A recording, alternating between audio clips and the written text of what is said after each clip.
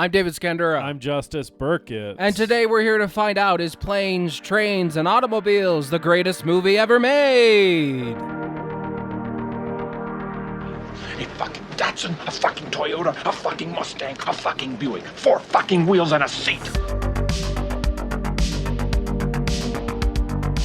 Welcome to the greatest movie ever made, the show where we watch a movie and tell you if it's the greatest movie ever made. Just cut to one bed that both of us are going to have to sleep in with a little musical sting.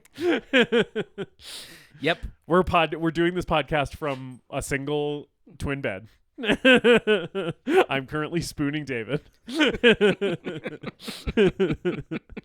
A movie that is so thoroughly entertaining and compelling that while you're watching it, it's the only thing that matters in the world. I'm David Scandura, joined as always by my co-host, Justus Burkett. Oh, wait. Was she a great big fat person? I was doing that voice before the record. You know who's a great big fat? He's a great big fat person. John Candy. John Candy. He's a great big fat person. He was. Yeah, R.I.P. On account of being a big fat person. On account of being fat and doing cocaine. Because you have to pick one if you want to live into your 50s. You can either be fat or you can do cocaine. Nary the twain shall meet, or else your heart's going to explode. He just kind of picked all of the middle-aged fat guy vices. Yeah, he was smoking a pack a day, too. This guy was, R.I.P. to a legend. He was asking for it. Right. I don't think anyone read the headline, John Candy Dies dead of at heart 45, and was surprised by that. Yeah, everyone was like, yeah, that tracks.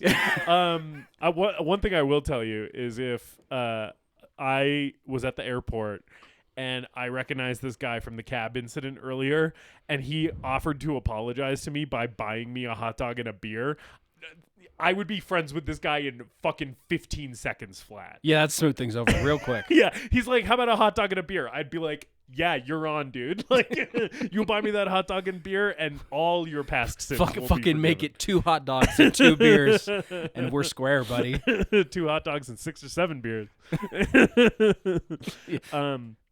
It would turn into 6 or 7 beers with Del Griffith. I feel like that's a guy you could drink with. Oh yeah, Yeah, there's a little bit of that in this movie, but it takes a while for Steve Martin to just finally crack open the little airport minis with this guy. And I'm like, you should have been drinking with him a while ago, because that is how to make this experience much more tolerable, is just be drunk the entire time.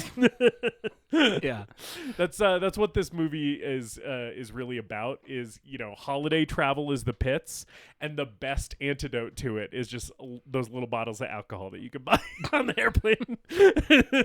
I think a better name for this movie would be Automobiles, featuring a special appearance by a plane and a train. I feel like I do agree with that. I feel like there is perhaps not enough non-automobile in this movie, but I feel like I get a satisfactory amount of planes. I feel like the plane stuff in this movie, it's enough planes. I didn't need more planes. The automobiles obviously over-indexed, perhaps. I really wish there was more trains in this movie, because we are on a train for it feels like 8 minutes, and I'm like, we got to be doing more train.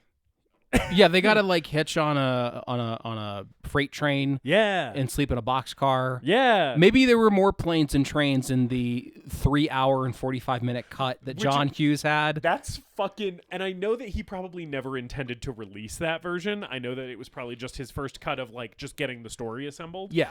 But it's still crazy that John Hughes assembled a almost 4-hour cut of this movie.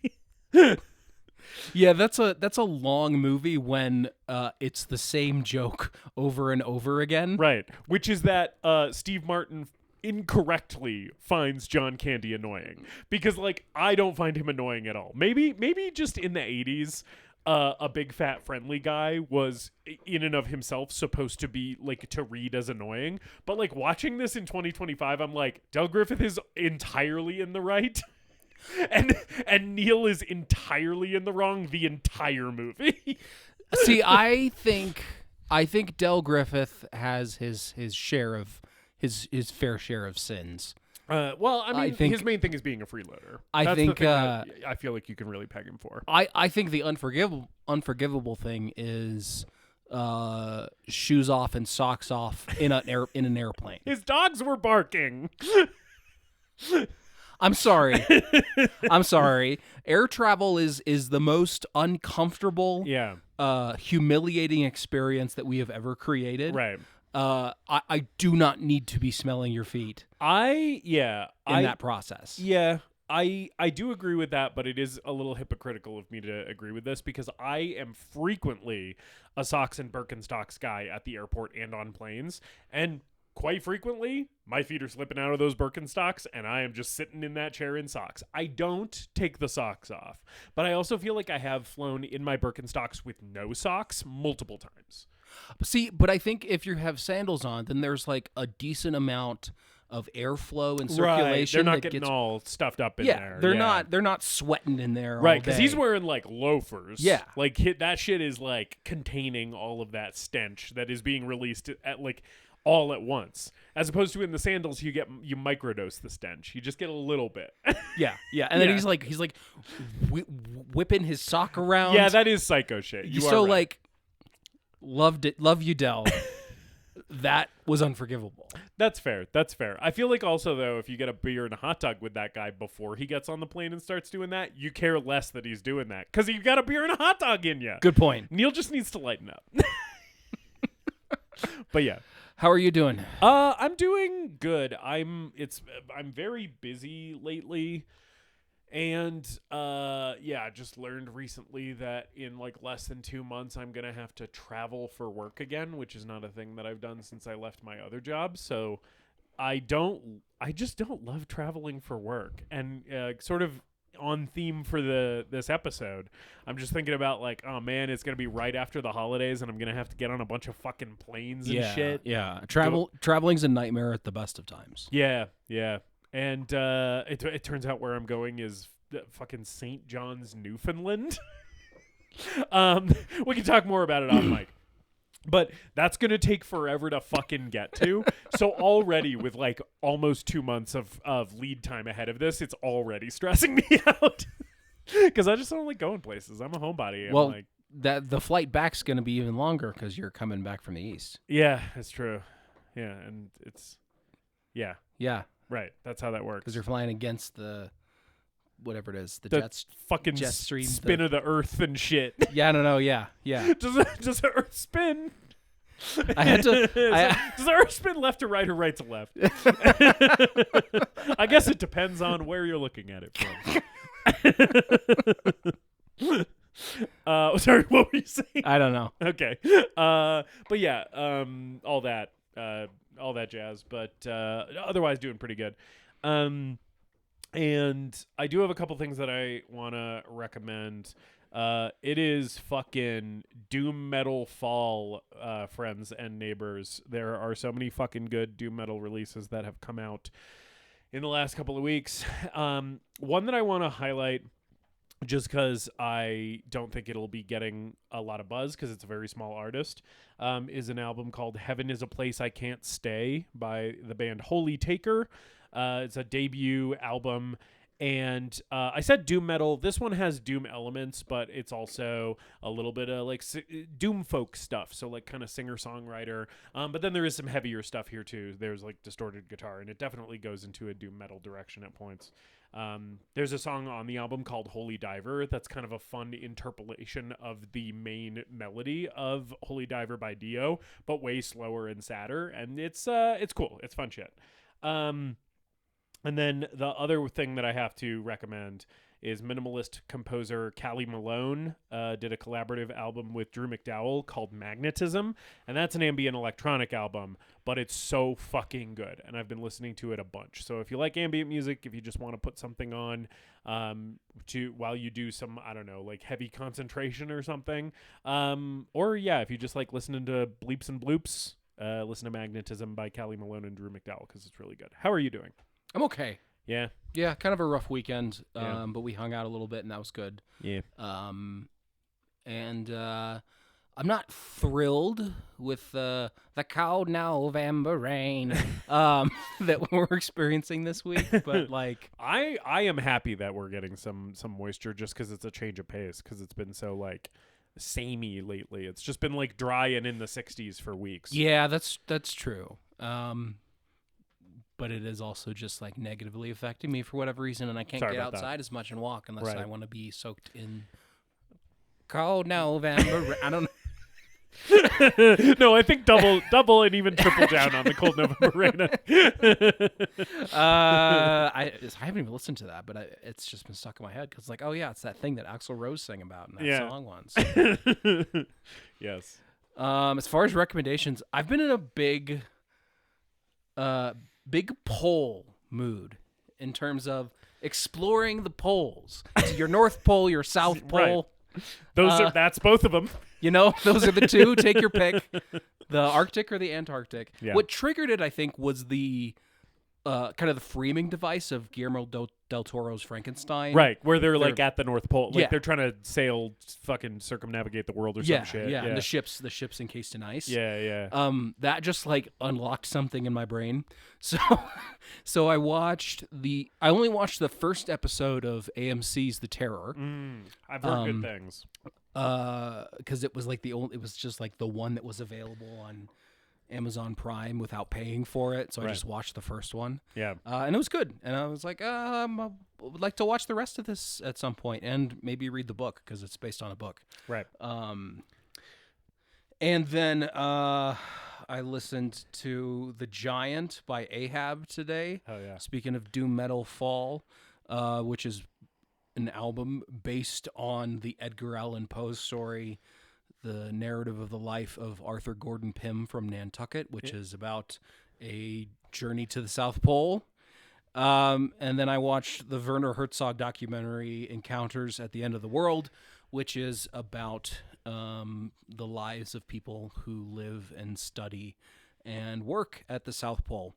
And that's, I guess, my real recommendation for the week. Right. I thought it was a really, really great documentary with some really lovely nature footage and just like all the great insights that you can expect from a documentary narrated and directed by Werner Herzog. Right. Yes. Do you believe penguins have insanity?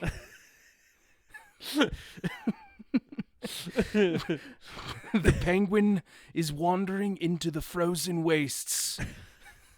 He will not return to the colony. With 600 kilometers ahead of him, he will surely die. I want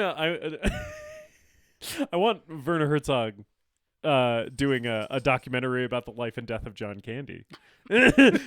John Candy. Here is a man. His lust for life is unparalleled. As you can see, it has taken a toll on his physical form. John Candy, he is one hot dog away from the cold embrace of the void. Del Griffith and Neil Page, the embodiments of human optimism and pessimism. But in the grand scale of the universe, neither of these outlooks matter when the alternative is the cold embrace of the void and endless chaos. Are we not all traveling through our lives by planes, trains, and automobiles? If they are not material, then perhaps they are of the soul.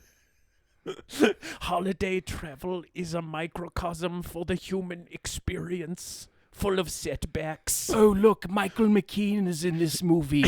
I love Better Call Saul. I liked it when he said chicanery. That made me laugh. Yeah. I think we should just do. I think the Werner Herzog bit should just get its own dedicated time in every episode going forward. But then surely the listeners will love that and not get tired of it. Every week Werner shows up. And then we do an actual Werner Herzog movie and no Werner Herzog voice whatsoever. It's just he's just so funny to do. I love him so He's much. tough to do. He's a challenge. Yeah. I don't think mine's very good. Yours is pretty good. I for someone who does impressions a lot on this podcast, I do hate people who make doing impressions their thing. Right. Or like I always be like, I'll see some white guy being like, "Here's how to do a Morgan Freeman voice." I'm like, no thanks. Yeah. But The two that I really want to get accurate for my own personal amusement For your own personal use, are your devices are Arnold Schwarzenegger and Werner Herzog. yeah. And I think Herzog's the challenging one because you have to get like the cadence and you have to improvise the sort of things that he would say and his bleak outlook on life. Yeah. I just remember when we were recording The Northman, really enjoying doing a Bjork impression, and I keep looking for opportunities to shoehorn Bjork back in, but it hasn't really come about naturally. So, and I'm not going to force it this time, but just know, listener, that every time you're listening to an episode, one of the things going on in my head is how can I make this an opportunity for me to do a Bjork voice? I just think about that video of her talking about her television all the time. That's my point of reference for Bjork. It's not her music. Yeah. It's that one time she was 17 and did a 2-minute video about her television. Yes, yeah. And she said, "You shouldn't let poets lie to you." I love her. Anyways, Planes, Trains, and Automobiles. This is our first John Hughes movie, right? We Yeah. haven't covered a John Hughes movie. we've not. He doesn't have many to cover. Right. But this is our first John Hughes movie. His first kind of moving away from like the 80s high school teen comedy. This is a dad movie. This is a dad comedy. That's right. Featuring comedians that your dad loves. Right. My dad does love Steve Martin. My dad loves Steve Martin. My dad's not a big John Candy guy as far as I know, but he actually saw Steve Martin and Martin Short with the live show that they're doing in Chicago very recently. Him and my mom. Big Steve Martin household. My household growing up. Welcome back to the show, by the way, Steve Martin. Last seen in both Little Shop of Horrors and Prince of Egypt. Oh, so right. Steve Martin now a three-peat on the show. Right. I knew it was Little Shop, but I forgot about Prince of Egypt. Yes, because he's either Hotep or Hoy. He's one of them. Yeah. Yeah. There's a big one and a little one, and I think he's the little one. Yeah, and the tall skinny one's Martin Short. Right. Yeah. Yeah, so I did not grow up with this movie. This is my first time watching it because, as I said, this is a dad comedy, and the comedies of my dad's generation, I don't think were. I saw them. I don't think I was at the appropriate age to watch them when I was younger, and I just didn't watch them really until I got older. Other than a few things here and there, like Spaceballs, which is where I know John Candy the most. Right. That's where I first knew who John Candy was because of Spaceballs. Yes. Legendary turn as Barf in that yes. movie. Yeah. Yes. I I need to rewatch Spaceballs. I've been thinking about that a lot. It's been so long. I watched it a ton as a kid, and I haven't seen it in a long time. Yeah. And there's a sequel coming out apparently, so yeah. time to catch up. The way that was announced was very funny. I liked the announcement. It seemed like Mel Brooks kind of just made it on his iMac. Yeah. So this is my first time with Planes, Trains, and Automobiles, and it's Thanksgiving.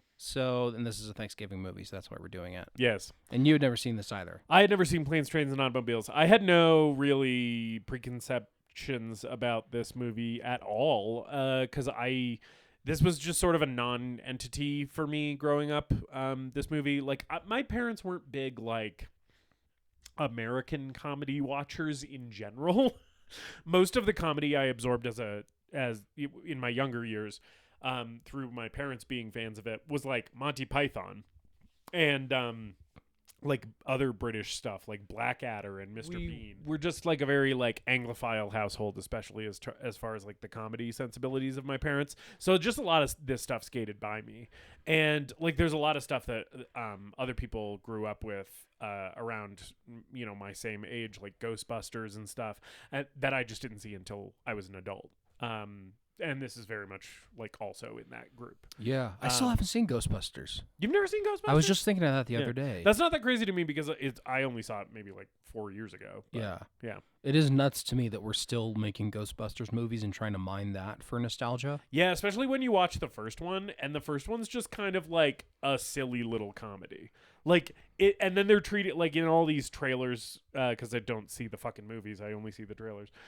For like the new ones that are coming out, they're treating the property with so much reverence, and I'm like, this is a movie about fucking Dan Aykroyd getting his dick sucked and his eyes going crossed. It's like, why are we doing this based on a comedy that had like a few guys from SNL in it? Right. Yeah. And just like, yeah. It's inexplicable to me why people give that much of a shit about like the legacy of Ghostbusters. Yeah, it's so profoundly forced. Right. It would be a little bit like if this movie had like a Lego sequel where we were like treating it with like a lot of solemnity and reverence. It's like this we got 2 remakes in the works apparently. Oh. Kevin Hart is working on one with Will Smith as of 2020, so who knows? Yeah. And then in 2022 they announced they're doing another one with Adam Sandler and Drew Barrymore. Yeah. And that sounds like those are gonna fucking suck. Yeah. If they ever come out. Yeah. Or if they just get lost in the lost to the void like a lot of movies do these days that are announced. In the Adam Sandler Drew Barrymore one, Adam Sandler would have to be the Del Griffith, right? Like he would have to be like the dopey everyman. But then it becomes really weird if he's just clinging on to Drew Barrymore after she repeatedly tells him to get lost. like happens in this movie with John Candy and Steve Martin. I feel like you can't do that dynamic where it's like Adam Sandler being like, Drew Barrymore, and her being like, stay the fuck away from me. I mean, I don't. Adam Sandler and Drew Barrymore in a Planes, Trains, and Automobiles remake. It's just an Adam Sandler and Drew Barrymore movie. Yeah. And you don't need to call it Planes, Trains, and Automobiles. Right, you can just make another movie about an annoying guy forcing his presence on someone. Yeah, and they're just you know, which is most of his movies anyway. They're just trying to get home for something, and yeah.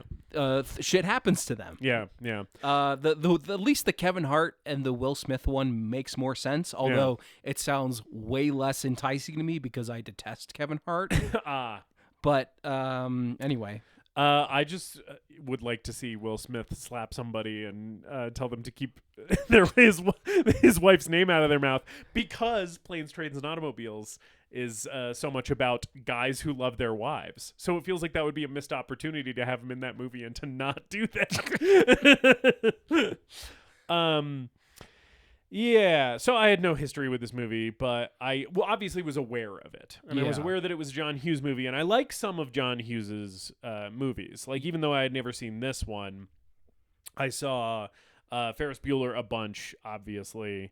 That's the one that I have, like, the strongest relationship with. But, like, some of the ones that he's written, I've, like, seen over and over, just because they were like Flubber was on in my childhood home and stuff. So I guess more familiar with him as a writer than as a director. But I mean, I've seen Breakfast Club a couple of times, and then Ferris Bueller was always on TV, so I saw that a bunch. Right. And then as far as like stuff he's written, Home Alone and Home Alone 2 were big for me as a kid. And I think John Candy's in Home Alone. Yeah, he has a cameo in Home Alone. Right.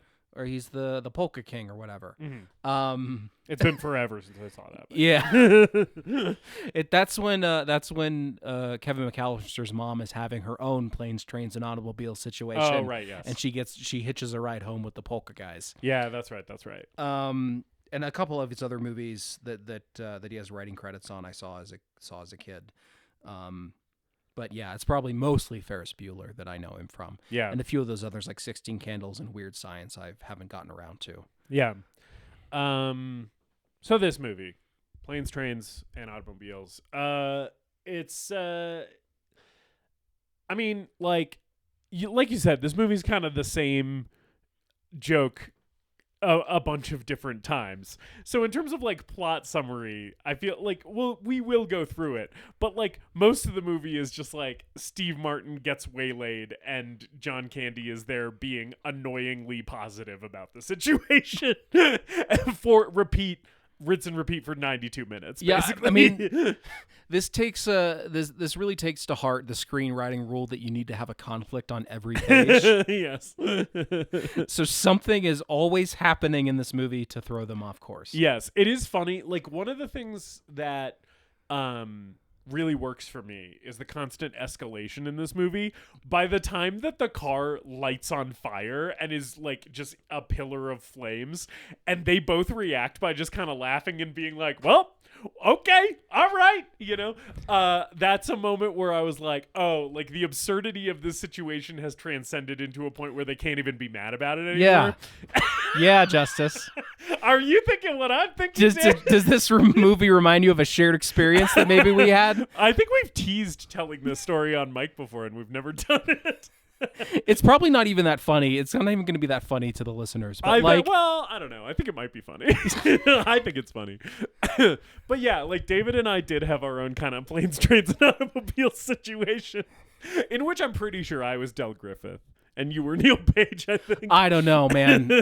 By the end, I think it was a journey that, like, we grew closer in a way that I'm not entirely comfortable with. Yeah. But also, like, I feel like it was a defining moment for our friendship. I agree, yeah. I feel like we definitely have not looked at each other the same since that happened. It's permanently altered the fabric of our friendship. Yeah, so basically, like, one of the vehicles that me and High Priestess Pod own is an electric vehicle. Because we wanted to be environmentally friendly, and also gas is expensive. And David and I went down to Phoenix from Flagstaff in the electric vehicle, and I was like, it's fine, we'll charge it, because there's chargers all over Phoenix while we're at the concert. And then when we get back to it, it'll have enough battery to get us home. And it didn't, because the charger was super slow. So it was like, I was like, okay, like we'll go to a fast charger for a little bit. And it was still charging super slow. And so we got it to like 3/4, and I was like, that's probably good enough. And so then a thing that I didn't really know about electric vehicles that I now do. Yeah, you were not experienced at driving this vehicle. No, it was still at pretty the time. New. Yeah, it was pretty new, Yeah. but also like you hadn't driven it 2 hours. We had driven it to Phoenix before. Yeah, it had been taken to Phoenix multiple times before. Okay. Yeah. But I just misjudged. A thing that I did not know is that the faster you drive an electric vehicle, and also like whether you're driving into the wind or whether the wind's at your back, like actually makes a big difference on how far the charge goes. And other stuff like running the AC and music, and whether you're going uphill or downhill. And I remember I was like trying to go faster to just get us home quicker because I was stressed out about the battery. And it turns out by going faster, I was draining the battery faster. Like, I was getting us less distance than if I had just been going slower. Yeah, and also the drive back was mostly uphill. Yes. A very big hill. So basically, like, we were like panicked about the battery running out. And, like, we get to a town that's in between Phoenix and Flagstaff, and we, like, pull off because there's allegedly a charger there. I was, like, checking the charger map app. Yeah, this was about, like, an hour into the drive back. So, Yes. like, we had probably an hour, a little over an hour to get home. Yeah. And so, like, Arizona listeners will know, we stopped in Camp Verde. And it was the middle of the fucking night because we had just gone to a concert. So it was probably like, by the time we arrived in Camp Verde, it was probably like midnight or something. Yeah, something like that. Yeah. And so we roll into Camp Verde, and I'm like, it says that there's a charger here. This is our only option. It's the only charger in all of Camp Verde. And it's like this tiny one that clearly just someone who worked at this place. It was like a law office or something. I don't remember. But clearly someone who worked there just had an electric vehicle personally and just had one installed at the place that they work. So it was like not equipped. It was not a commercial charger. It was like for personal use. Yeah. And it was like, it was the only charger in Yes, Camp Verde, the as only far as one you in could Camp tell. Verde. Yes. Yeah, and it's on this little side road. The closest thing nearby is like a gas station. Yeah. And there's just like one light and Yes. darkness surrounding us. Yes, it literally like it felt like when in Texas Chainsaw Massacre 2 when Lefty drives to Texas Battleland to face down with the Sawyer family, and he's driving through like this dilapidated Old West town. That's the place where this fucking Charger was. And so like obviously it's a shitty Charger. It's not gonna charge the car fast. So we're just like hanging out outside of this closed law office at like fucking 1 a.m. in Camp Verde. Yeah, we're like pacing back and forth in the gravel parking lot. And I'm like too uncomfortable to sit in the seat of the car, so I'm just walking around. Yeah. I took a piss around the side of the building at one point because I did really had to too. piss and nothing was open. We were like watching videos on the internet. Yeah, I was like forcing David to watch funny TikToks I had That seen. that was during the whole Titan sub incident. And Right. I had a little timer on my phone for when the oxygen ran out, and the oxygen ran out, and I was like, "Oh, they're dead." And we were like, "Oh, they're actually we're in a similar position as the Titan Yeah. sub guys right And now." this was because we're before also- we knew it actually happened Yeah. with the Titan sub. Yeah, but we were like, we too are stranded in the elements, against our will. We saw. I guess underwater is sort of the elements. Yeah. Water's one of the elements. Water is an element. Yeah. There's no boats in this movie. We could have had a boat. In Yeah, this. they were saving that for the sequel, Yeah. which was going to be boats, hot air balloons, and Bicycles. yeah, there you go. Doesn't roll off the tongue the same. No, yeah, well, there's a reason it didn't get greenlit. Anyway, so yeah, like we spent way too long at this fucking Charger. It was And- probably like 2 hours. Yeah. I think we left Camp Verde at like 2 or 2:30 in the morning. And eventually we just kind of gave up, even though the car still didn't have that much charge. And I was like, maybe it'll just get us to the next one, which is at the airport outside of Flagstaff. And so like I was like, I think this will get us to the airport at least. And lo and behold, it did not. we were coasting on zero charge Yeah. because it recharges when you go downhill. When you go downhill, yeah. We were coasting on that for like 5 to 10 minutes, Yeah. just like hanging on every. Right. Every time the Every road time- goes time up at all. It's just like, this is gonna be it. Yeah. And eventually it just stopped. Like it was the electric vehicle equivalent of running out of gas, where you just now I'm pressing the accelerator and nothing's happening. So I pulled off to the side of the road, and we were just like, well, fuck, man. I guess we gotta call a tow or something. Like you called your dad. Like It was we were literally 15 minutes away from home, yes, yeah, and the car died on the highway. yes. And at this point, it's probably 3 a.m. Yeah, like the middle of the fucking night. Yeah. And neither of us had like eaten anything, because I think we didn't stop for food. I think we ate before the concert. We had food before the concert. Yeah. And so it was just like we're fucking exhausted. We're starving. We hadn't seen a bathroom in a few hours. Yeah. I had to go in the woods. Yes, And yeah. it, and it was not number one. Yes, you did shit in the woods like a bear. We were out of water. My phone died. Yeah. Because I was like totally delirious, and I was just like, maybe I can call my dad and he can pick us up. Oh no, dad didn't pick up. Fuck. Maybe I can call my brother and he can call my parent. No, that doesn't make sense. Yeah. And so eventually we just like called for a tow and got towed. But it was like by the time we got back to my house, which is where you had parked, because you had driven to my house and then we went to the concert. It was together. like 7 a.m, and Yeah. I had work that day. Yeah. Oh, yeah. Because the tow truck also took for fucking ever to show up. That's the other thing. You call a tow truck from the interstate at 3:30 in the morning. They're like, yeah, the guy will be out there in like 3 hours. So there was a lot more just kind of sitting around. And the whole time I was like, I think David might hate me now. And you did a little bit. Yeah, I didn't want to see you for You like were a week mad after at that. me. Yeah.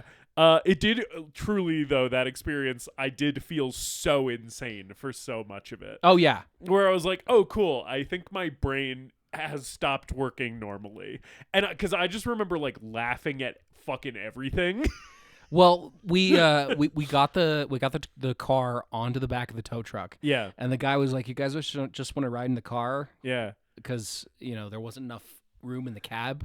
And I remember sitting in your car as the sun is cresting Right, the sun's over rising. the hills. We have pulled an all-nighter in this fucking car. We've turned a 2-hour drive into fucking 8 hours. Right.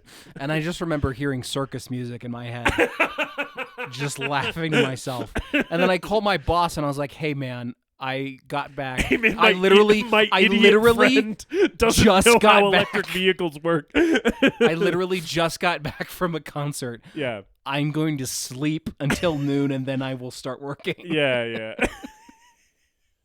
Yeah, I also remember like that day I was just like, I'm sick. I think I told work I was sick and then just fucking slept like all day basically. Yeah, so that was, our planes, trains, and automobiles, which, much like the movie, very automobile heavy. Yeah. Nary a plane or train to be found. Do you think that the Kevin Hart Will Smith version of this would have like an electric vehicle gag?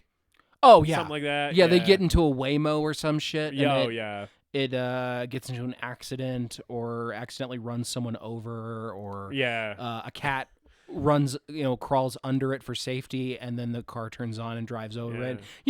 Any number of things can happen with those fucking death machines. Right. There's like a tortoise in a crosswalk, and the Waymo won't go because it's detecting an obstacle, but because it's a tortoise, it's crossing really slow, Oh, yeah. Could do one of those. Yeah. A thing that I was thinking about while watching this movie is that, like, because this movie is from 1987, it is one of those movies where it's like, so many of the problems that they have in this movie just wouldn't be problems now.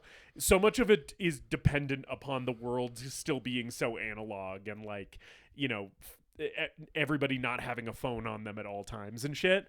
And I'm always sort of charmed, especially I feel like by comedies that are like that, where it's like, yeah, like, shit was just kind of harder in 1987. Like, it was just harder to get around than it is now. True. And I feel like we've lost a little bit of, like, the convenience of just, like, everything's an app on your phone is, like, sometimes nice. It's sometimes nice that it's, like, not that hard to, like, get your boarding pass now or whatever. But it's, like, I do feel like we're losing some of just, like, the little silly moments of life because everything is, like, too convenient now. Well, it has the opposite effect of the horror movies, where, like, right. horror movies in the 80s, because everything's so analog, are a lot more exciting and right and scary because of it. Yeah. And every time I see someone pull out a fucking smartphone in a horror movie these days, I roll my eyes. Yeah. And now with modern horror movies, they basically just have to come up with a reason why you can't use your phone. Like, in so many modern horror movies, they're like, oh, there has to be no signal for some reason. Yeah. Like in Heretic, it's like, oh, he has fucking lead walls so that they can't use their fucking phones to call for help. Yeah. Yeah. And in comedies, it's just kind of quaint now, where it's like, oh, look, they got onto the airplane just fine. They didn't have to go through TSA or have any, extensive screenings or anything. Right. It is always really funny seeing an 80s airport in a movie and being like, wow, airports used to just be like malls, basically. Like, it used to be like, you could just roam around, you could do whatever, you could smoke in there. Like, and now it feels like you are entering like a militarized zone every time you go to an airport. Yeah, they're shuffling you around like cattle into a slaughterhouse. Yeah. Whereas it used to just be like, no, oh, hey, yeah, you got your passport. Cool, man. And whatever. And you always got the TSA agent who's running that place like it's the fucking Navy. Yeah.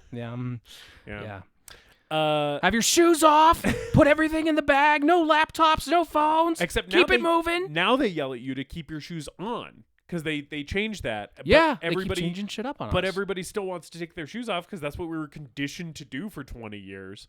And so now it's like, no, keep your shoes on. You can keep your shoes on. And I'm like, stop yelling at me. I'm literally just trying to go to Newfoundland.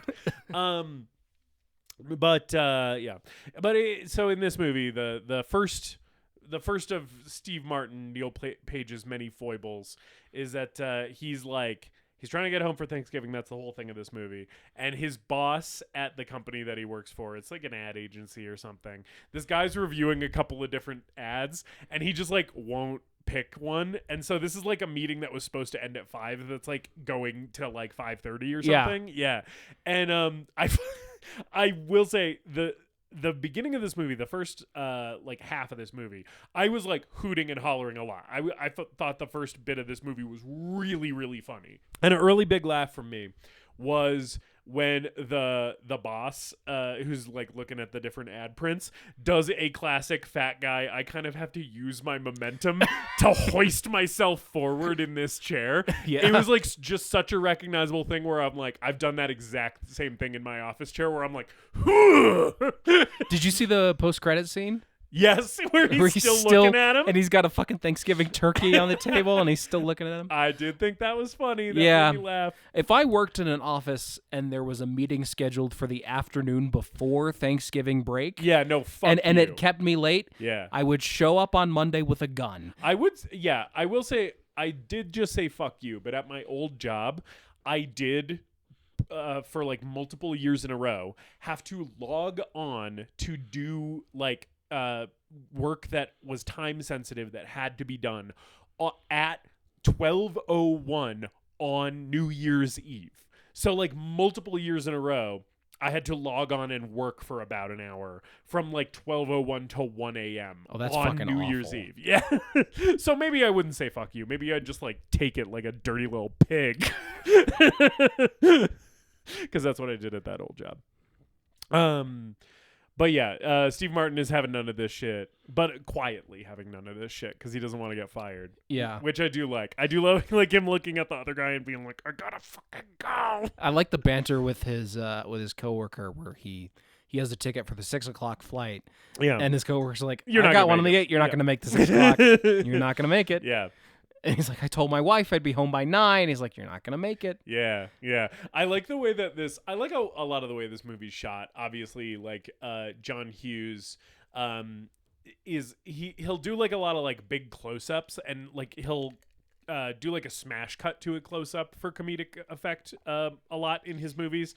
And there's one of these here where it's like just a smash cut to his coworker's face like as the elevator doors are closing and he's like, you're not going to make the 6. And then he has a foot race with Kevin Bacon. Yeah. When Kevin Bacon showed up in this movie, I was like, what the fuck?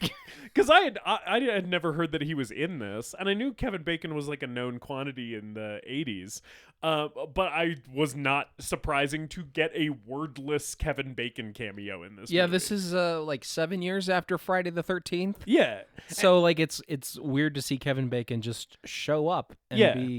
not have any words. Yeah. And just I love his little sneer as he realizes that he's about to race Steve Martin to this cab. Yes, I like that Kevin Bacon is not only wordless, but he's also like a little shit in this movie. Like he has no lines, but he's just this like slimy little fuck.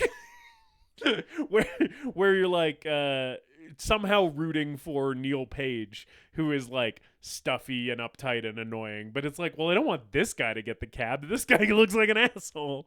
Yeah, he really should be redirecting his anger at Kevin Bacon. Right, because at least Kevin Bacon, like it's clear, was like aware that what he was doing was malicious and fucking over Neil Page. But it's like, no, he like redirects it to Del Griffith, who's just kind of like a bumbling but well-meaning guy. Yeah. Yeah. I mean, I guess that would be a different movie where he hunts down Kevin Bacon. Yeah, and kills him. I would love the movie where it's Steve Martin slowly hunting down Kevin Bacon for stealing his cab. Yeah. It's more like the tone of like, you could still do a comedy, but like more like the tone of like The Cable Guy, where it's sort of like a comedy thriller, you know? But yeah, so they race to the cab. Kevin Bacon trips, so Neil Page actually gets there first, but then his cab gets stolen by John Candy. Because this fucking lawyer, this guy also was really cracking me up, where Steve Martin's doing all the stuff where he's like, can I appeal to your better nature? And this guy's like, I don't have a better nature. And then he's like haggling. He's like, because Steve Martin tries to bribe him, and he like ups the offer. He's like, well, how about 50? And then he's like, well, surely any man who would spend $50 on a cab could spare 75. Yeah. A lot of good bit players in this movie. Yeah. This is like a huge bit player type movie. Yeah. We got Ben Stein in the mix. Yes. as one Basically, just in this airport as the guy. same character from Ferris Bueller, but instead of working at a school, he works at an airport. Well, it's the voice. Well, yeah. Yeah. You know, one time when I was in youth group, we watched a Ben Stein produced documentary, which was him checkmating atheists. Oh, really? Yeah. My church youth group, they were like, let's watch this documentary today. Like, this is what, instead of the pastor giving a sermon, we're just going to all sit down and watch this documentary. And yeah, it was Ben Stein being like, actually, I think God is real. Have you considered the complexity of the human eyeball? if there was no creative order to the universe, how do you explain that the fact that our Earth has so much water to sustain all of the organisms living on it? In college, we watched a documentary about education in America, and narrated by Dan Rather. And I learned that Dan Rather pronounces schools like schools. And that became our like vocal stim for the entire semester. Schools. I love that. And we were just like dying every time he said that. Anyway, yeah. I bet that was that's probably my better story. than the Ben Stein Checkmate Atheist documentary. Some a history teacher had us watch Loose Change. The 9/11 was an inside job documentary. Oh, you told me this before. That's fucking crazy. It's nuts that I'm getting told jet fuel doesn't melt steel beams in my U.S. history class. Yeah, you should not learn who Alex Jones is in like a class in high school. And she was like, this is just another perspective. I don't think she was saying like she believes this, but it was like she was trying to make some sort of commentary on how history is like all up to interpretation and stuff like that. So she was just like, this is another perspective. And I'm like, lady, I don't think we need to be watching this. Yeah. That reminds me that when I was in a advanced an AP bio class in high school, we were learning about like theories about the creation of life, like the genesis of life. And so it was kind of split into 3 units that we learned about. One was like, because it was a biology class, we learned about evolution first. And the teacher was sort of like, this is the one that scientists pretty much agree is most likely. And then he was like, and then there's like creationism, which is like another thing that people believe. And we're going to devote some time to that because otherwise, fucking Arizona's state senators will cut our funding or something. And then treated with equal weight was the third option, which is aliens seeded the planet Earth with life.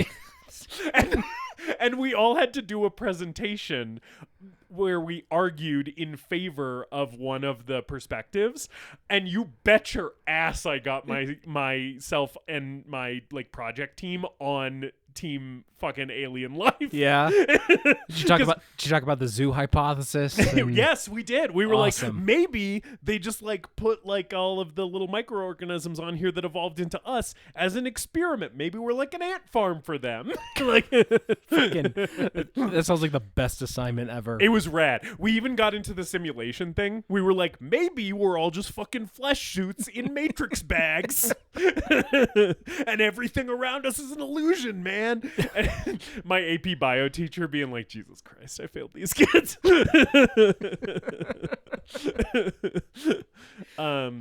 Anyway. So he eventually makes it to the airport, Yeah. and the flight's been delayed due to weather, and he finds that he's sitting across from John Candy, who's reading like a cheap dime store romance novel with some lady in lingerie on the cover. Yeah. It's like a Western smut book. Yeah. Or something. And Steve Martin practically has a Kill Bill flashback when he sees this guy's mug. I do really like John Candy's surprised face Yeah. when Steve Martin pulls open he's like, ooh, and the little mustache. John Candy is like cute in this movie. The little mustache is really what sells it, I think. Yeah. It kind of completes the entire Dell outfit. Yes. The Dell look. When he's in his jammies and he's got his like curly hair and his little mustache, I'm like, what a cute man. He's just like, I just want to give him a hug. He's adorable in this movie. But yeah, so he recognizes him and he's like, you fucking stole my cab. And for some reason, a hot dog and a beer won't smooth this over for Neil Page because he's a fucking sociopath. So instead, he's just like being grumpy about it. And then eventually, like, the plane actually boards. And he's like, okay, thank God, I'm never going to have to see this guy again. And this is the thing of the movie, right? Of course, his seat is next to Del Griffith. And then he is whipping his sock off and shit. Yes, because there was he's fighting with the flight attendant about his seat getting changed and what have you. I do think this is a very funny movie. I do think the funniest thing in this movie is Del Griffith telling him that he's a salesman who sells the shower curtain rings, and then he whips out a little wallet with different shower curtain rings in it. His like little display thing. Yeah. The fucking that's such a fucking funny prop. The sequence later where he is pretending that the shower curtain rings are earrings and selling them to a bunch of people to get cash so they can get a meal was fucking flooring me. That shit is so funny. And also, like, all the favors that he pulls in this movie by, like, cashing in a favor because he sold somebody shower curtain rings. Being like, oh, he owes me because I sold him some shower curtain rings. It's so good. I love it so much. But yeah, I love his little fucking demo, his little pocket demo that he has. Were there really traveling curtain ring salesman in the 80s? I have no idea. I don't think so. I think that this is like a parody of a salesman job as opposed to a real salesman job. You know, the ravages of capitalism and monopolies that, like, you know, nowadays companies get all their, you know, a hotel or something would probably get all their amenities from the same company. You know, they drove the little traveling door-to-door shower curtain ring salesman out of business. You just don't have a ma and pop showering business like you used to, you know? Amazon came in and now all the shower curtain rings are mass-produced offshore. Not made by hard-working American hands. Do you guys sell shower curtains here? Rings. Get the fuck out. Just rings. Get the fuck out. Be like, no, but actually, I have some great recommendations for a subcontractor that you can get your shower curtains from. Yeah. No, they're next door. Right. It's like Mitch Hedberg. I want to open up a chain of chair lunch dinners and put them across the street from the bed and breakfast. That's a funny joke. No, I liked it. I had never heard that joke before. You know what my idea for $1 million business has always been? What? Combination smoke shop and sex shop, and you call it Bongs and Dongs. I'm sure that exists, but just not the name. Bongs and Dongs. Trademark, Justice Burkett. You're not allowed to steal this idea. This is my retirement plan. I'm going to open up Bongs and Dongs and I'm going to make $1 million. And I also think that they're just, you know, the signature shop item, kind of our specialty, is a bong that's shaped like a dick. Well, what about a dong that's shaped like a bong? Oh, you could do that too, yeah. I don't know. You're not getting a flared bass with that, though. Right. Yeah. Yeah, well, you have to take some artistic license and add the flared bass just for safety reasons. Don't want a bong getting stuck up there. You have to go to the ER. Then Bongs and Dongs is paying out liability. I can't have that. I'm running a business here. Yeah. Check out Bongs and Dongs coming 2030. You could probably scoop up that URL, though. Yeah, bongsanddogs.com. .fuck. Yeah,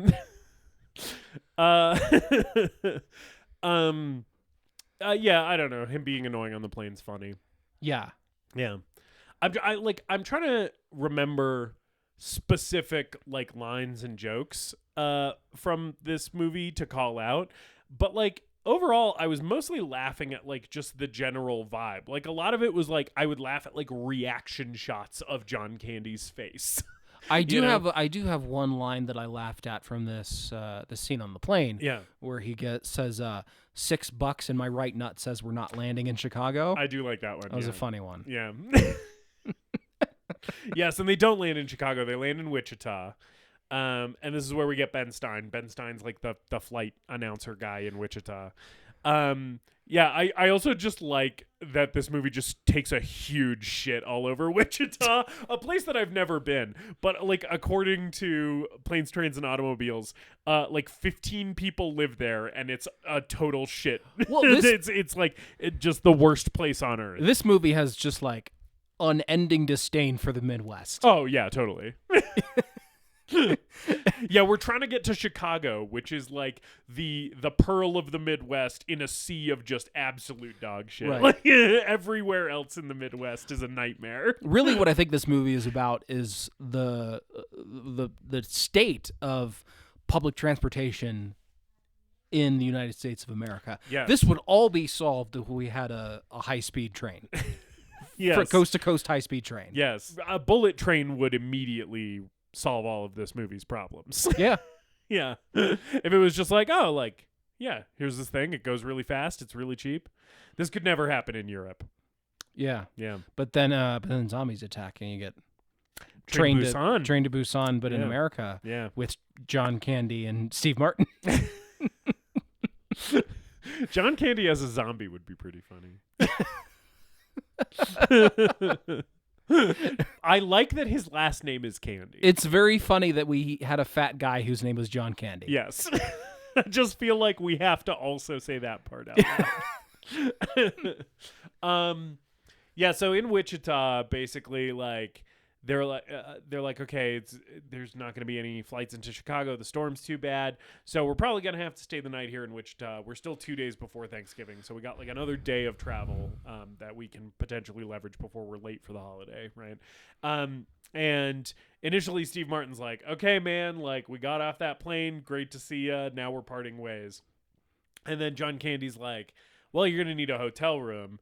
And Steve Martin's like looking at this guy like sleeping with his head against a trash can and shit. And he's like, yeah, I really don't want to sleep at this fucking airport. Yeah. But like all the places have been booked. And so Del Griffith is cashing in a favor with like the guys who run this like local hotel to get them rooms, right? And they show up and there's only one room available, and then there's only one bed in the room. Yeah. Well, you forgot about this fucking Guy Fieri ass taxi. Oh yeah, Right. right. Doobies? Doobies Taxiola is what's spray painted on the side of this. I was really laughing at Doobies Taxiola. This fucking I like when Steve Martin's like, why are you taking like only surface streets? Like, why not take the interstate? And John Candy's like, he's proud of his town, and he's like, it's the middle of the night, I can't fucking see anything. That whole bit was really making me laugh. Yeah. I want a whole movie of this guy. Yeah, yes. Right. We need the spin-off movie like how they did a spin-off of Turturro's character from Big Lebowski. We need a spin-off from Planes, Trains, and Automobiles just about Doobie and his taxiola. I want it to be like Martin Scorsese's Taxi Driver without the violence. Right. But I just want it to be like a slice of life of this guy driving his taxi and his taxiola, yeah. his taxiola, living in like a Wichita. 1-bedroom apartment in Wichita and going to the store to get pomade for his bouffant. Yeah. All of these sexual escapades that I imagine this man is having.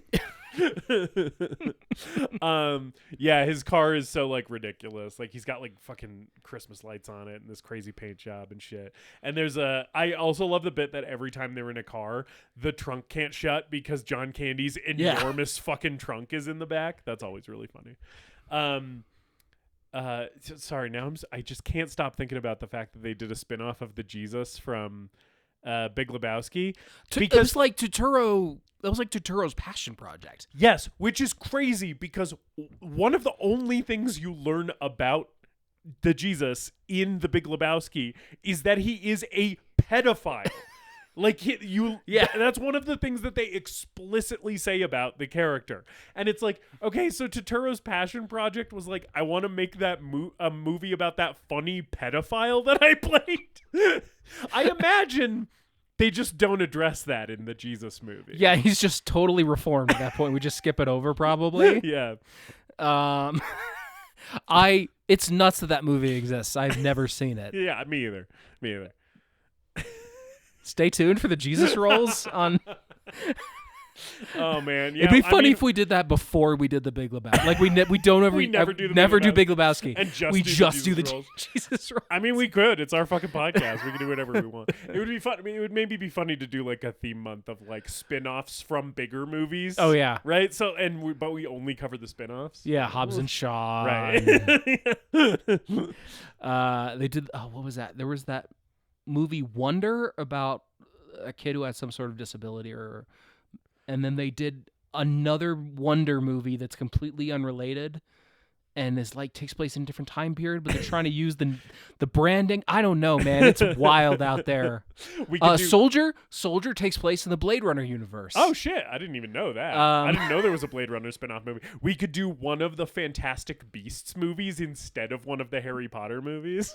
That's too high profile. Yeah, I think. that's true. We Those got to are still find the making big obscure money. ones to Yeah. get 5 listens on them. Yeah. 2 of which are from us. Or we could just do porno parodies. We just do a porn month. Pivot to reviewing porno. I really like that shot of her ass. And the camera you can sort of see into her butthole. Really Yeah. beautiful cinematography. The thematic stuff I was picking up on in the scene where she was fingering the other girl while she was sucking the guy's dick. And this movie stars Lisa Ann, of course, made famous for her role in Who's Nailin' Palin. She's one of the greats. Right. Have you seen Angela White's performance in this? Truly one of the greatest achievements of cinematic history. Yeah. Have you seen those guys on TikTok who review porn like they're dudes talking about sports? No. They're just like, here are the MVPs of the game. Okay, well, on this play, he almost fumbled it, but he got it back. Yeah. Riley Reid's match with Mandingo was legendary. I'll take their word for it. Yeah. But I have listened to the podcast Girls on Porn, which is 2 women reviewing pornography, which is a fun podcast that I enjoy listening to. So we can't do now we can't do a porn reviewing podcast. We can do is a what porn you're saying. review month. Porn review month. Yeah. Or we could do a porn review podcast, but instead of the novelty of 2 women doing it, it would be 2 guys, which I feel like is just much less commercially viable. I feel like with Girls on Porn, it's like, oh, this is different. It's a woman's perspective on it. If it was just you and I talking about it, it would just fall to the trash heap of. Does this movie have a Justice cum count? In fact, it does.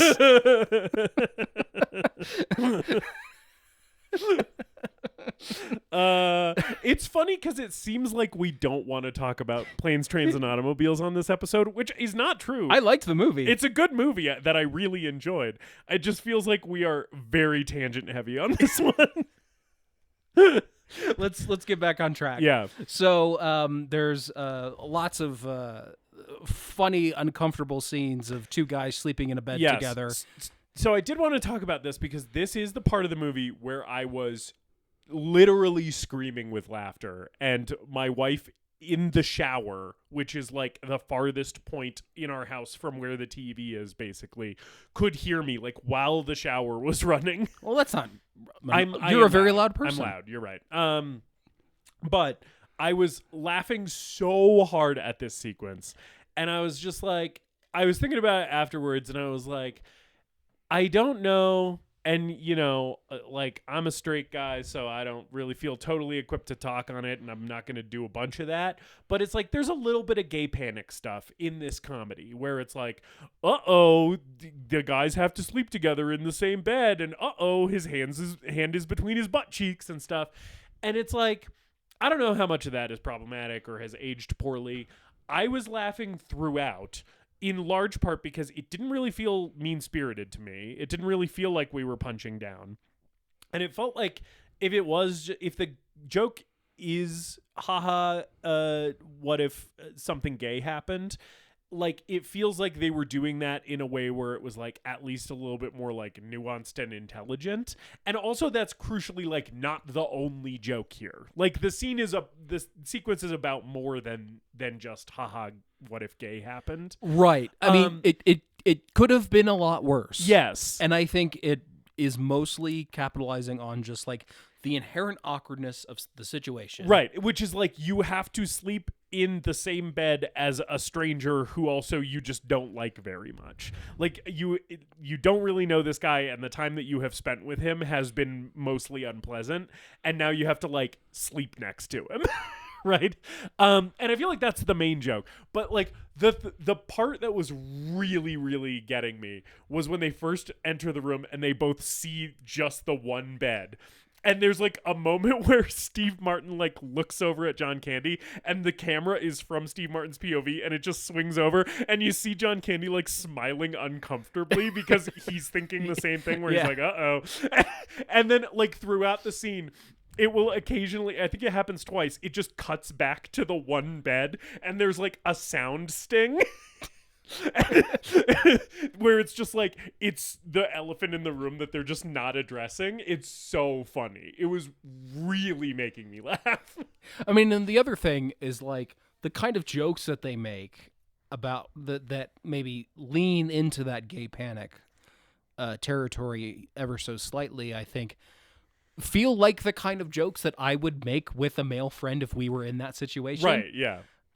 Because I have, in fact, slept in a hotel room that had one bed with another man in a completely non-sexual way. Right. And it was like, yeah, it was cheap. Yeah. It was only one night. Yeah. So we're going to do it. And we got, I think it was like a queen bed, so there was more room. And neither of us was the size of John Candy. Right. So, yes. But it's like, yeah, you walk in and like, okay, yeah, it's a little awkward. So we'll make a couple jokes about it. Mm-hmm. Yeah, I like the moment where like the tension kind of or no, it's after they wake up in the morning. It's like, so like, because when they wake up in the morning, John Candy is spooning Steve Martin. Yeah. And then John Candy kisses his ears, and they're both sort of like still asleep. So he's like clearly in a little bit of a dream state when he does the little ear kiss. And I like that initially it makes Steve Martin smile. Like he likes it, and then he thinks about it and he's like, hold on. And he's like, did you just kiss my ear? And he's like, why are you holding my hand? And he's like, where's your other hand? And it's between his butt cheeks, which is it's between two pillows. Those aren't pillows. But then right after that, they do the whole like, so how about those bears? Which that one really made me, and like the joke there is like sort of gay panic, but it is like we're making fun not of gay people but of like straight men's like fragility and sensitivity about their own sexuality. And I'm like, I feel like that's a joke that I can really get behind, and it was really making me yeah I think the intention is a little bit murky, but I think you can read it in a way that isn't terribly problematic. Especially compared to other movies of the era. I also really like we get minutes of this like John Candy noise symphony of him burping and being like like hacking up. Oh my god. I have to clear my sinuses or I'll snore all night. As a guy with a deviated septum who just is a huge snorer, I was like, would that work? Like if I just hawked up a bunch of loogies before bed, would I be quieter? But yeah, so like, you know, Steve Martin's in hell. He also like blows up at John Candy in the hotel room. That's before they end up going to bed. It's before the ear kiss and everything. But it is like after John Candy is like making all the like sinus clearing noises. He's like, I can't fucking do this. You spilled beer in the bed. You like, and he does a whole laundry list of his issues with John Candy, like everything that he hates about this guy. And this is like the first moment in the movie, and it happens a couple more times, where you just get like Steve Martin berating John Candy and the camera just holding in a close-up on John Candy of him looking so hurt. And every time in the movie it really worked for me, where I was like, don't be mean to him. He's so sweet. He looks shattered. Yeah. And I love how he responds to this long tirade from Steve Martin about how he's annoying and loud and boisterous and all of that. And John Candy just says so earnestly, which I think is really important to his character, because Yes. otherwise he's a buffoon. Right. But there is an earnest quality to John Candy that this movie really does a good job of capitalizing on. Yeah. Where he's like, I like me. My wife wife likes likes me. me. My customers like me. Yeah. And was like, what you see is what you get. Yeah. And he lies back down and goes to sleep. And then that's what prompts Steve Martin to go Yeah. try to lie Steve back down Martin's again. like, okay, maybe I'm being the asshole Yeah. here. Even though I have to sleep in a puddle of beer because this guy spilled a beer in the bed. Although he does offer to switch sides. He does. Yeah. Yeah. I do love that when Steve Martin comes out of the shower, John Candy's just in bed drinking beer and smoking cigarettes in a hotel bed. When you see him light up that cigarette in this hotel bed, I was like, man, this dude is living. I love the moment when Steve Martin is showering in the hotel room and he can't stop looking at the shower curtain rings.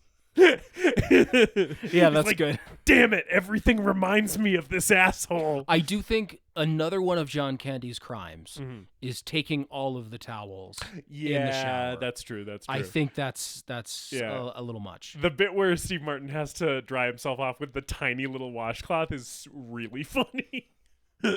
But yeah, dick move to take all the towels. I don't care how fat you are. You get one towel. So they wake up in the morning. They're gay now. Yeah.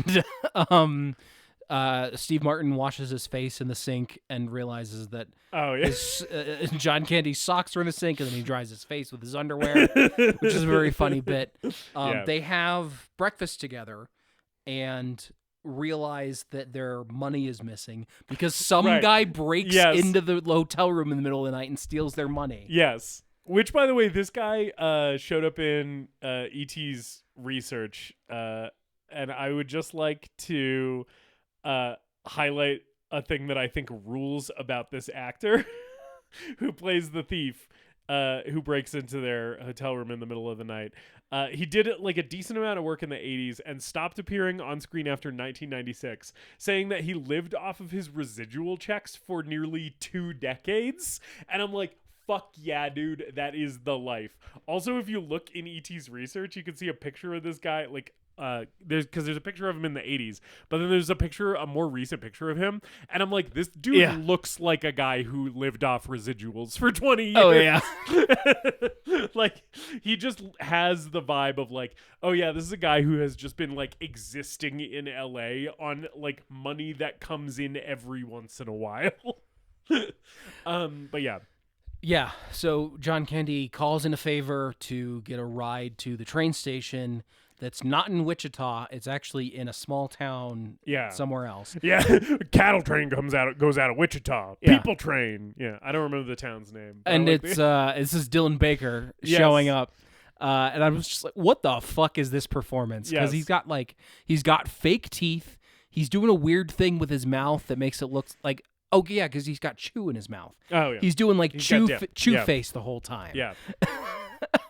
Yeah, I do like the character reveal shot of him where like he gets out of the truck and then it like pans really slowly up from his feet to his head, and then when you see his face, it's like we're doing a monster reveal where this guy is supposed to be like the scariest thing you've ever seen, and then he just does a huge dip spit.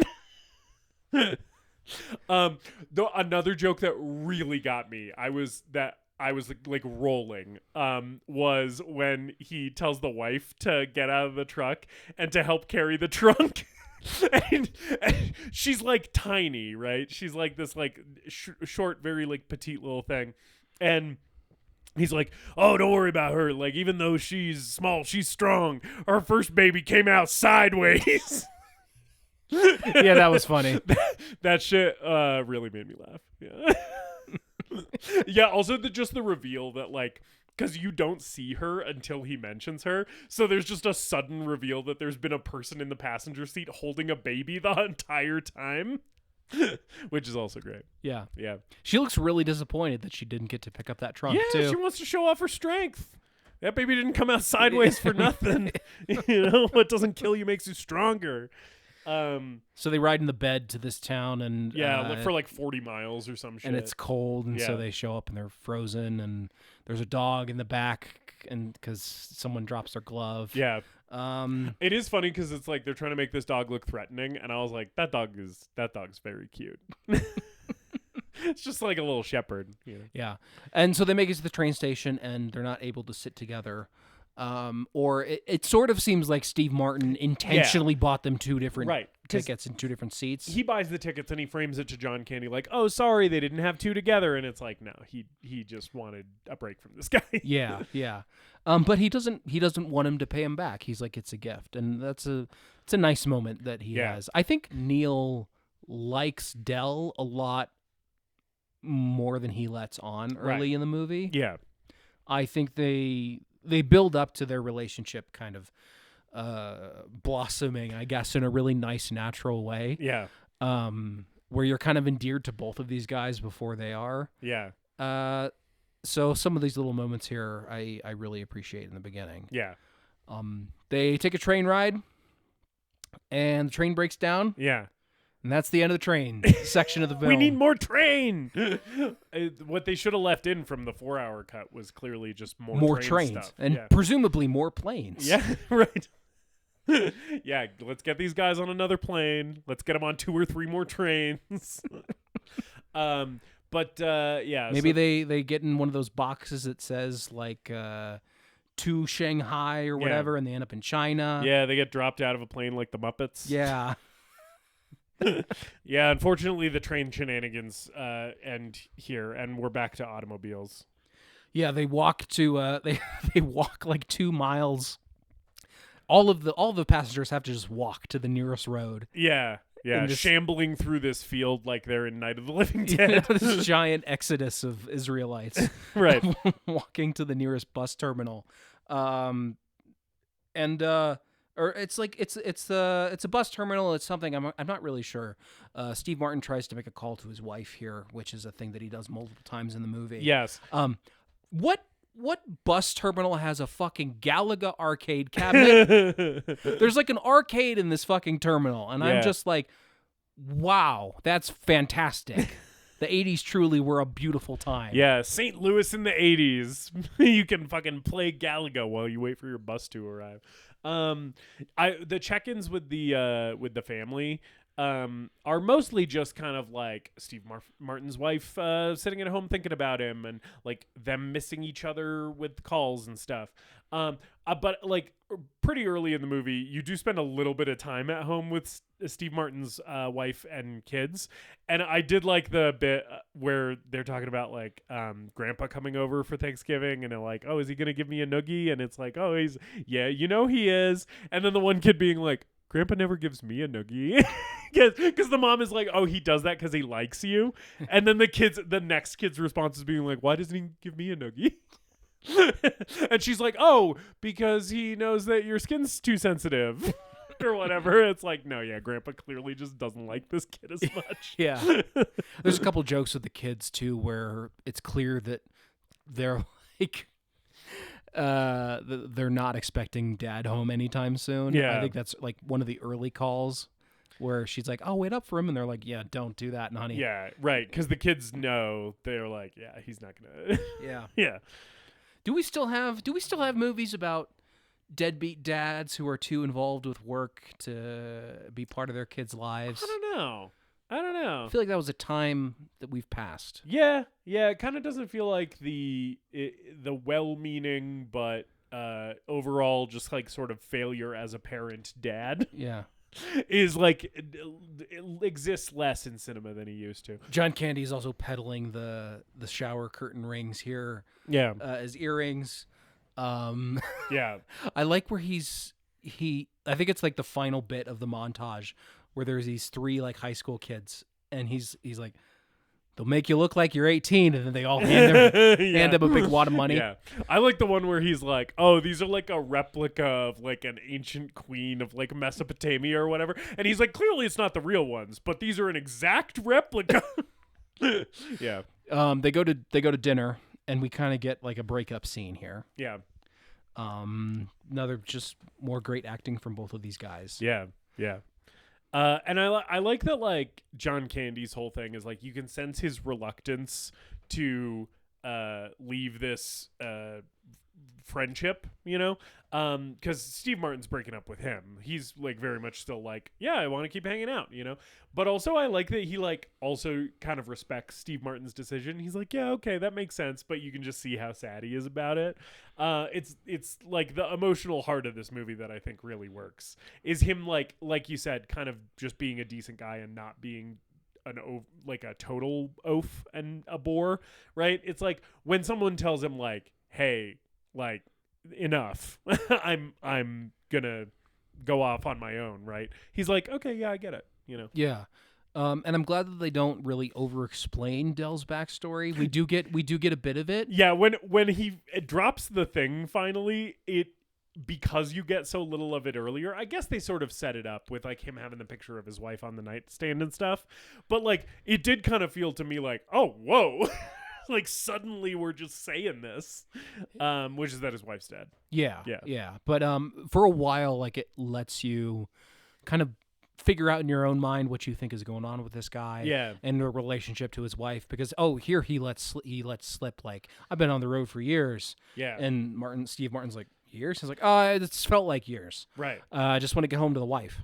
Yeah. And then later it starts seeming like, well, okay, maybe his wife's not in the picture for whatever reason. And it's not really until the end of the movie that we know what's going on. But even then, it's like, it's a really short scene. I guess Steve Martin wanted the original scene that John Hughes shot, or like the longer version of it, which I haven't seen, so I don't know if it was better or not. But I think it works in the context of the film as it is. Yeah.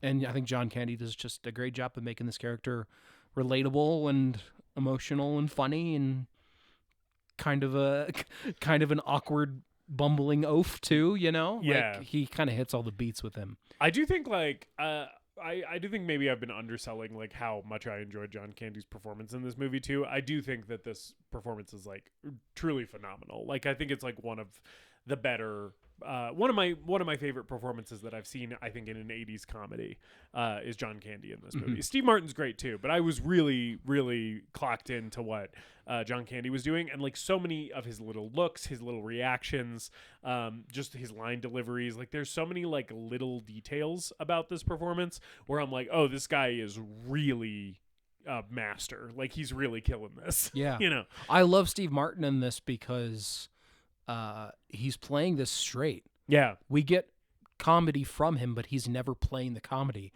And Right. I think both of these guys are. They're playing the emotional truth of their characters. Yeah, totally. Yeah. It's pretty understated. These aren't like big, broad characters as a general rule. Yeah.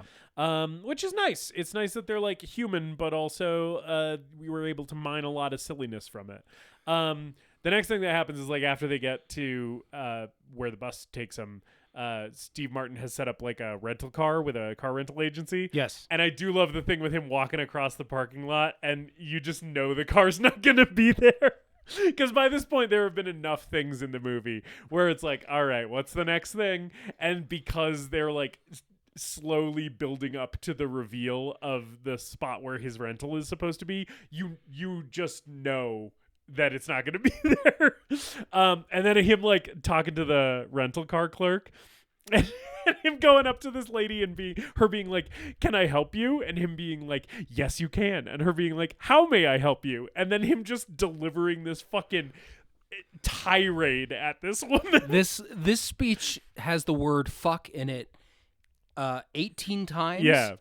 And I think I remember hearing John Hughes like fought to keep this scene in. It's because otherwise this movie would be a PG, right? Like, yeah, PG-13 maybe. Yeah, it's pretty tame, and there's not really language throughout this movie. But Steve Martin just going like, "I want a fucking car."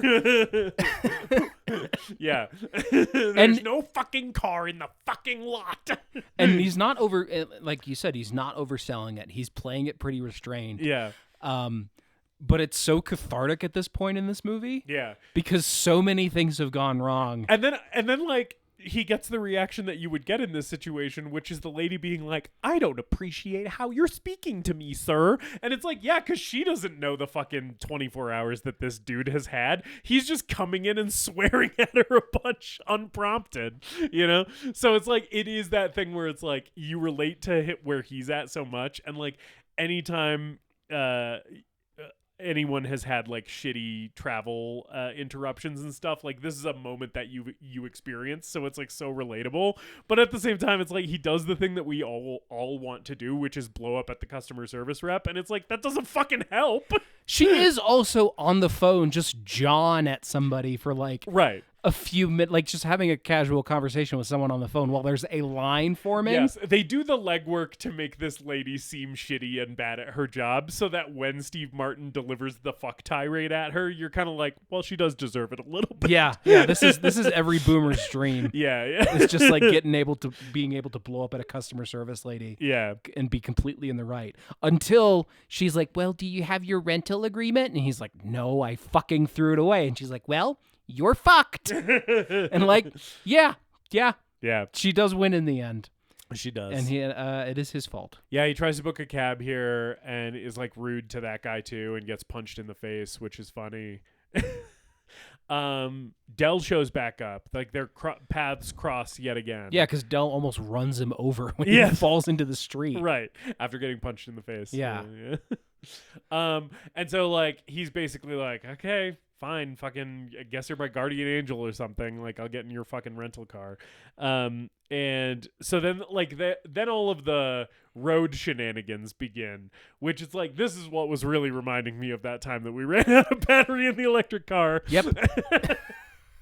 Because it's just the two of them driving all night, and like Del at one point is like driving the wrong way. And there's like the car on the other side of the highway being like, roll your window down. Well, because there's going the wrong way. Yeah, there's a series of distracted driving from Del here. Yeah, oh, his fucking him trying to get the coat off too is so funny. Yeah. He's lip syncing along to the song while Steve Martin's trying to sleep. Yeah. And then he drops the cigarette and we're fucking with the cigarette for a bit. Yeah. And then the car and the car fully spins around. Right. And then he takes off in the wrong direction. Yeah. And at this point Steve Martin's awake. Yeah. But the coat thing, like it getting caught on both sides of his seat, and so he just has no hands to drive with. Was also really sending me. It was very funny. Just great like physical comedy from John Candy. I also like they're having another conversation, another fight here, and Steve Martin's listing off the things that he doesn't like about John Candy, and then is like, John Candy's like struggling to think of something that he doesn't like about Steve Martin, and he's like, you itch your balls a lot. Right. He's like, no, I don't. But he knows he does. Yeah. So this whole fucking nightmare ends with because they stop and have their little fight on the side of the road, and then like as they're doing that, like that's when the car catches on fire.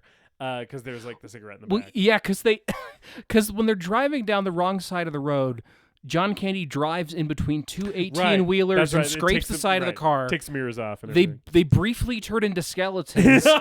And then John Candy's the fucking devil cackling at Steve Martin. I'm sorry. So sorry that I almost blew past this. You've done this a couple of times this episode where you're just skipping over like some of the best parts of this movie. This is the most important part of the movie, is the part where as they're driving in between two semis, they both turn into skeletons for a second. Yeah. I was like, yes, Sam Raimi saw this movie before he made Spider-Man. And was like, what if there was just a screaming skull for no reason? Fucking John Hughes has a writing credit on Home Alone, and at one point when Marv gets electrocuted, he turns into a skeleton. He also turns into a skeleton. It is always a good choice in a movie to make a guy turn into a skeleton for a second.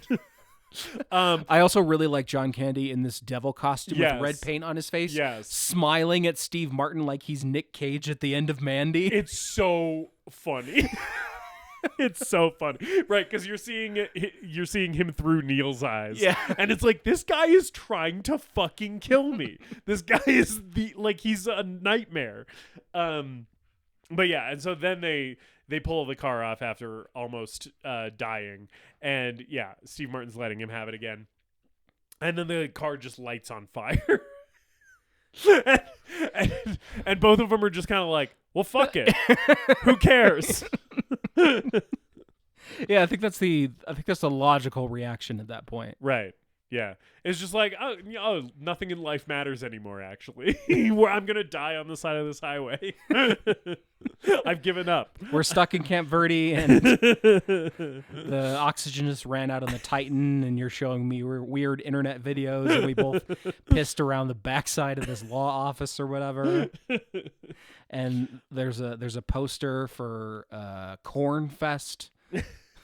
Or something. Yeah, there was a corn festival. Some sort of there? festival related to a vegetable. I thought that was maybe a hallucination that I was having. But I was like, we have to come back for that. yeah, the concert that we went to feels like a distant memory this point. It feels like that concert happened who 4 did we see? weeks Was that ago. the Yob? It was Yob and Paul Yob and Paul Bearer? Yeah, that's when we saw Yob and Paul Bearer. Yeah. That should have been the highlight of the night. It should have. I would say it was the highlight. Yeah, until they got upstaged by our 8-hour car drive home. It's still the highlight. The car drive home wasn't better than Yob and Paul Bearer.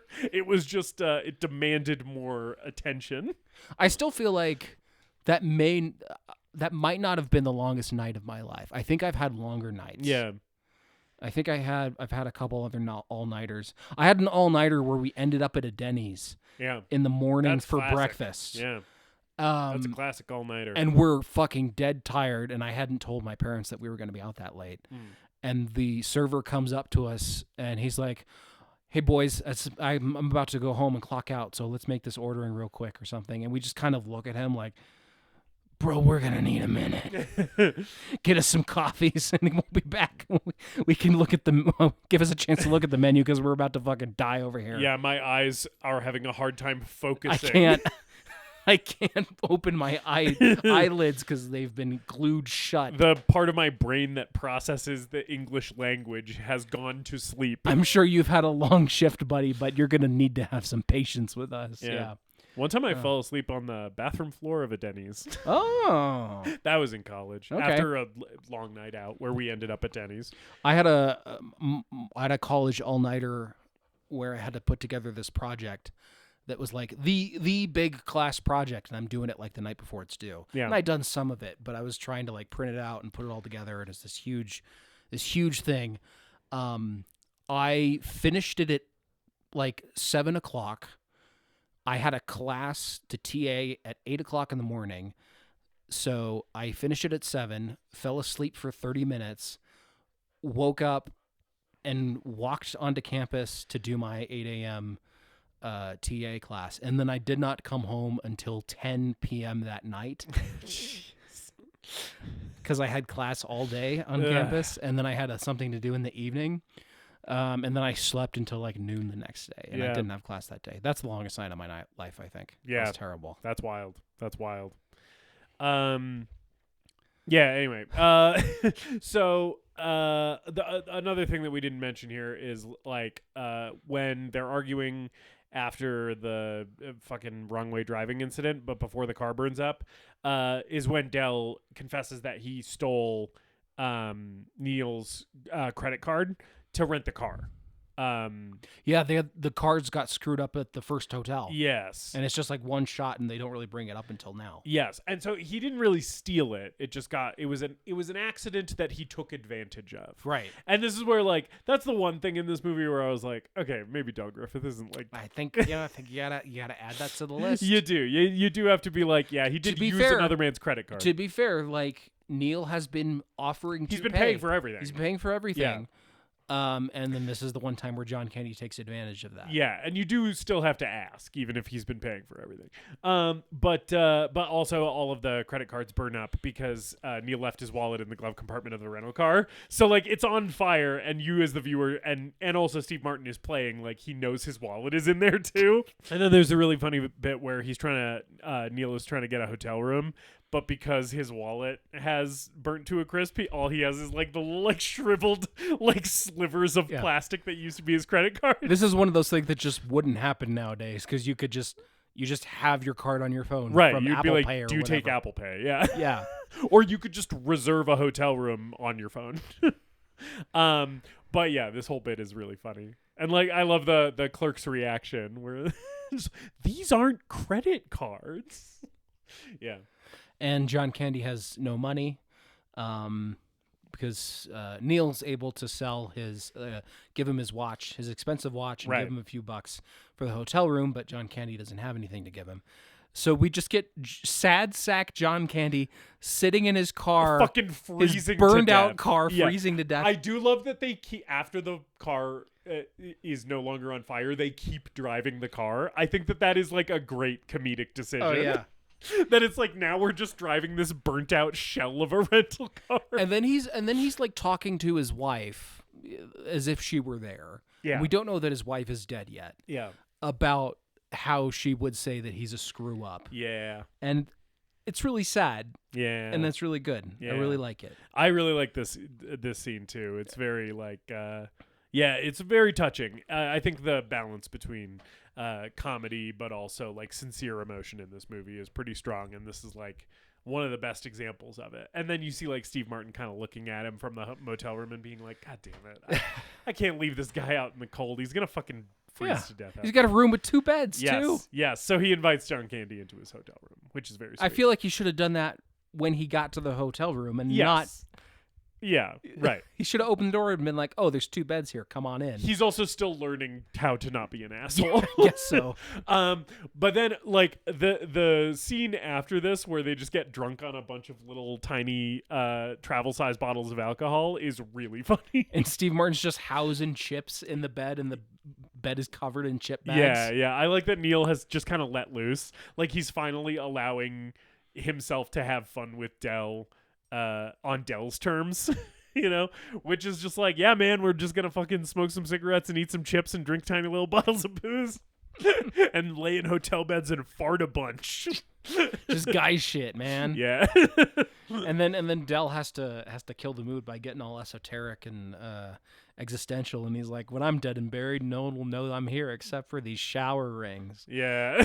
Steve Martin's like, well, but you have your wife. You love your wife, don't you? And he's like staring into the void, being like, he doesn't know. I like when he's like, love is not a big enough word to describe how I feel about her. Yeah. He says something to that effect. There's a It's couple of sweet. really good wife guy lines from John Candy in this movie. My absolute favorite is, I got a motto, like your job, love your wife. And I was like, hell yeah, Del Griffith. Fuck yeah, my man. That's also my motto now, too. Like your job, love your wife. But yeah, also just a thing that I like about this motel room sequence where they're getting drunk. This is like one of the best, like most accurate cinematic depictions of getting drunk with your homie that I've seen in a movie. It just feels so, like, just the way that they're playing it. They're not overplaying the drunkenness of it. And it just feels like so real and recognizable to me. Whereas like, oh yeah, that's how it feels to get fucked up. Yeah, you're just a little sloppy. And Yeah. You're laughing at things that wouldn't normally be funny to you. Yeah. And then you're kind of oversharing. Yeah. And then kind of like walking it back and laughing about it a little bit. Yeah. Yeah, definitely. It's good shit. It's like that John Hughes, like, you know, he's a very funny writer, but he's also good at just writing human beings that seem like real, you know. So then like we get up the next morning and now it's Thanksgiving Day. So the clock is running out. Neil only has so much time to get home for Thanksgiving. Otherwise he'll disappoint, I guess, just his wife, because his kids seem to expect this from him. Yeah. And so they start driving the fucking burnt out husk of the car again towards Chicago. And then like the cops pull them over, and the cop is like, what do you think you're doing? You're driving a fucking trash heap. And I do like both of them being like a little bit sassy with the cop here. But it gets impounded. So then they have to like hitch a ride in the back of like a refrigerated truck. I like the fake out where you think that they're gonna ride in the cab, and then the guy's like, no room. Sorry. Yeah, it's called the Oshkonagan. Yes. It seems like a dairy truck or something. And, Yes. and on the side it says, oh my gosh, it's Oshkonagan. Yes, very funny Midwest joke. Yeah. And they do end up getting to Chicago, and then like Neil goes to get on the train, and Del doesn't, And so they say their goodbyes, and like Neil goes to take off. They hug. Yes. They hug. They have a nice big bro hug. They which do is have really a nice sweet. bro hug, yeah. Yeah. And then like you see Neil riding the train, and he's like, you see kind of his wheels spinning, and him sort of realize it, like putting everything that Del has said together and being like, I don't think this guy has anywhere to go. Like, I think that there's something here that he wasn't telling me. And so the moment where he comes back, where like you see, again, from Steve Martin's point of view, him walking through the doors at the commuter station, and John Candy's just still sitting there, like where he left him. It's so sweet and so sad, because it's just like he just looks like a little lost puppy. You know, Yeah. well, a big lost puppy. And Steve Martin's like, hey, like, what are you doing? Like, I thought you were going home to your family. And this is where he's like, yeah, my wife's been dead for 8 years, you know? And it's sad. It's really like sad and sweet and touching. It was a moment where I was like, is this tonal shift too much? But I think the movie does set it up pretty well. So No, it wasn't. I think it builds up to it pretty Yeah. appropriately. It feels within. If there's anything that's like tonally jarring in this movie, it's some of the comedy. It's some of the like them turning into skeletons and stuff, and some of the like more raunchy stuff in this movie outside of like the scene where he says fuck a bunch. I feel like that's pretty grounded. Yeah. But some of the jokes are a little bit over the top, I think, at points. I think that we definitely can't lose them turning into skeletons, though. I think the movie the movie is improved by that. Yeah. Definitely. But you're right. It is sort of a tonal outlier. Yes. Yes. So I think this scene is a nice emotional ending to the movie that feels justified and earned, and definitely with like the performances that these guys have been doing, it totally works for me. And then Neil brings Del home to Thanksgiving. I love the shot of them like walking up to the house with each of them carrying a side of Del's huge trunk. Yeah. Which also happened earlier when the train broke down in the field. That's like Neil's moment where he decides that he's gonna like continue being paired up with Del as he like goes and grabs the other end of his huge trunk and helps him walk it. But there he does it kind of begrudgingly, and here he just looks like he's like having the best time carrying this trunk with his buddy. You know?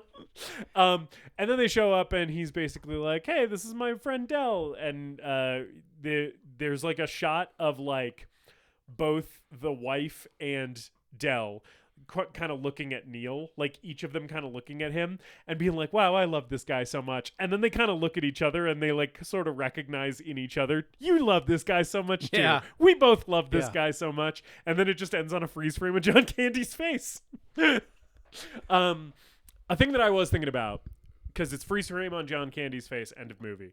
I was like, so Del is homeless. He doesn't, like, his wife has been dead for 8 years, and he has been traveling around, presumably nonstop. So I don't think he has a permanent residence. Is he just moving in? Does Del just live at Neil's house now? And I don't think this was like the long con where he was like, I'm going to get free room and board by befriending this guy with my tragic backstory. I do believe Del Griffith is like pure and well-intentioned, but it does seem like he may have stumbled into living in Neil's guest room. I think he's definitely crashing on the couch for a week, and then that turns into 2 weeks. Yeah. And he's like, no, I'll find a place. Don't worry. And then about a month goes by. And Neil's like, Mrs. Page is like, so you really got to get out of here, buddy. Yeah, Mrs. Page is like, Neil, I like Del too. You have to get him out of here. We can see him on the weekends. I swear to God, if I have to make another stack of pancakes for this man, I'm going to lose my mind. I have to buy an extra box of pancake mix just for John Candy. Do you have any idea how much toilet paper he uses, Neil? I had to buy bigger towels. But yeah. That's Planes, Trains, and Automobiles. Planes, Trains, and Automobiles. Oh my. Yep. It's our Thanksgiving movie. Yeah. Is it the greatest movie ever made? Justus? David, I very much enjoyed the experience of watching Planes, Trains, and Automobiles. I knew that this was a comedy classic, knew that it was well regarded, but didn't really know much else about it. And I was like pretty delighted by this movie. In the first half of the movie, it truly was like some of the biggest laughs I've ever had at an 80s comedy, I think. So in terms of like comedies of that decade, this would probably be pretty high on a list for me. As we've talked about in episodes where we've covered straight up comedies before, this isn't really either of our genre of expertise. Yeah. This is one that we kind of both dip into but don't spend a lot of time. So I'm sure I'm missing some big ones or whatever, but like this one really worked for me. I really loved Planes, Trains, and Automobiles. And I thought that the chemistry between the two leads is so good. Like Steve Martin and John Candy are just such a good comic pairing.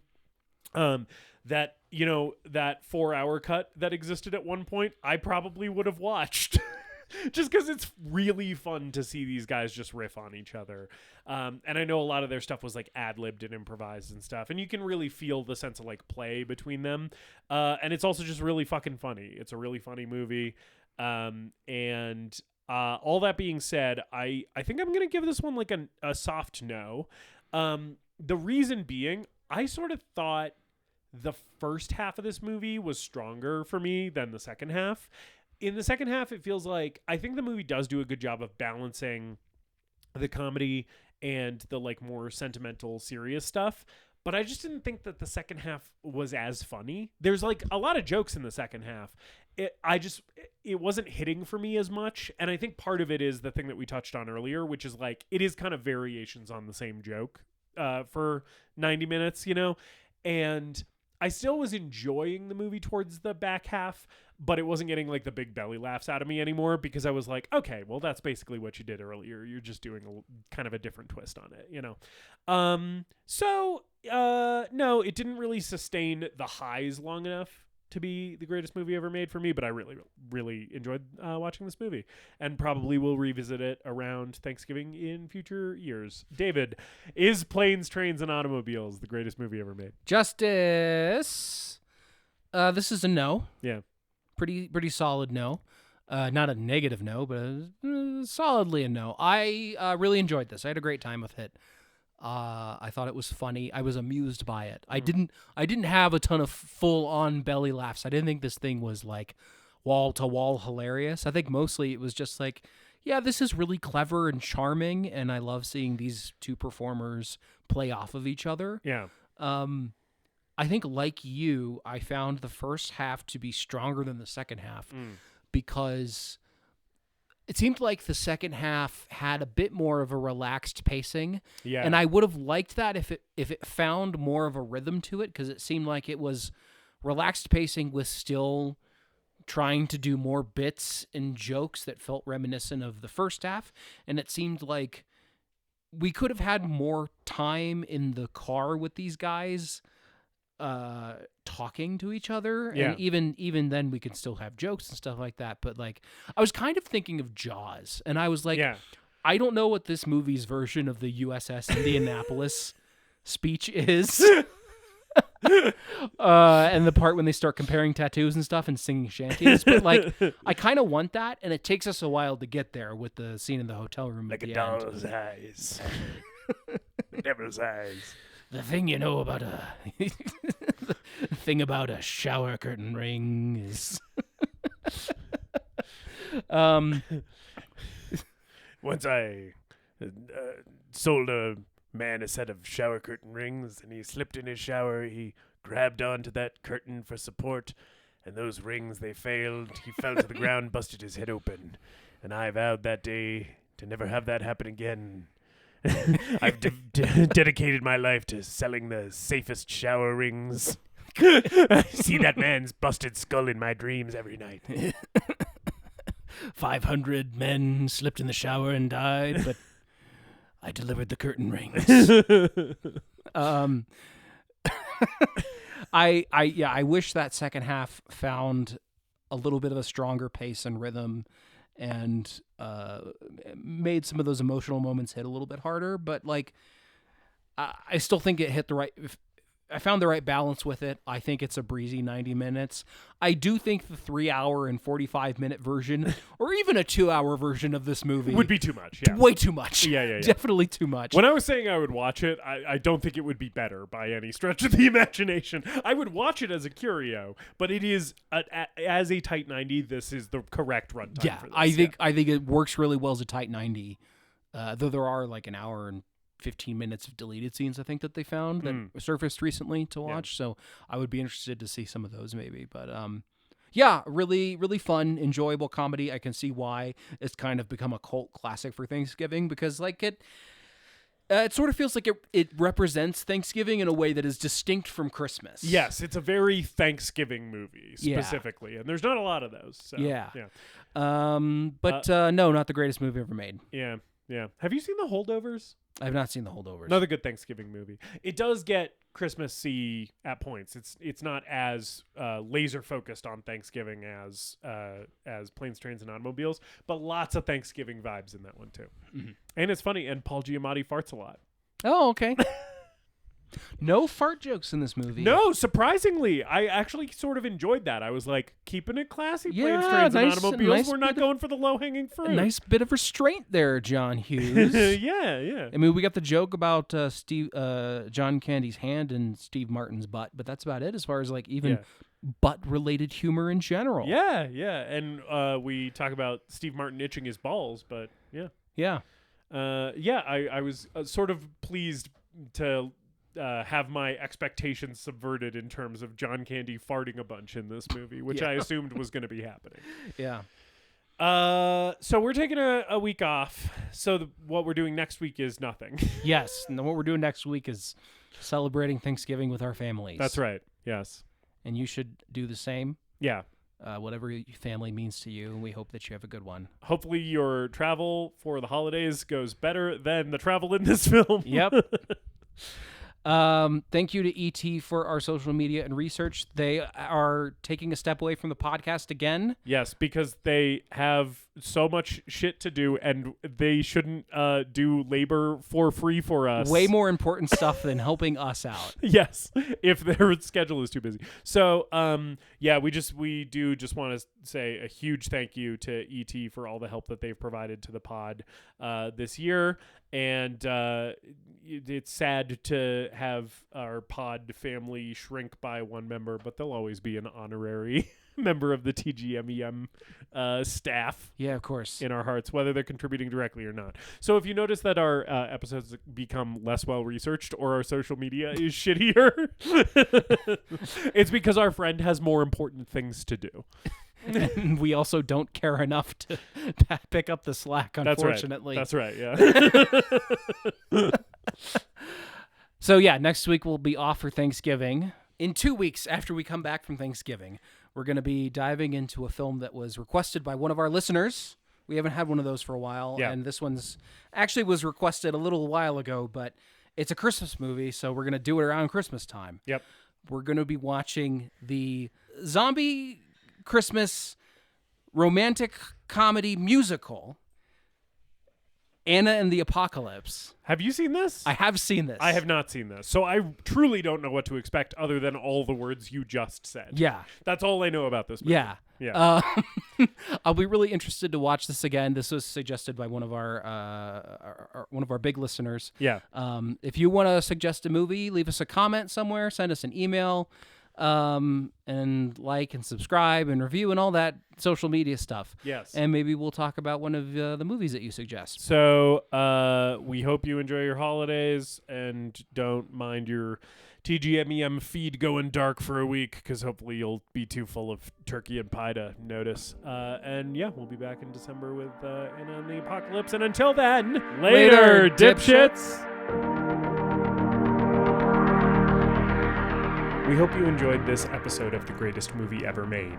Please remember to leave us a rating and a review, and to subscribe to the show wherever you listen. We appreciate you supporting the show and spreading the word. Tell your friends to listen, tell your enemies to listen, tell your mom to listen. If your neighbor has an unsecured Bluetooth speaker, connect to it and play an episode. You can follow us on social media at TGMEM_podcast. And if you've got a movie that you want us to talk about, send us an email at thegreatestmoviepodcast@gmail.com.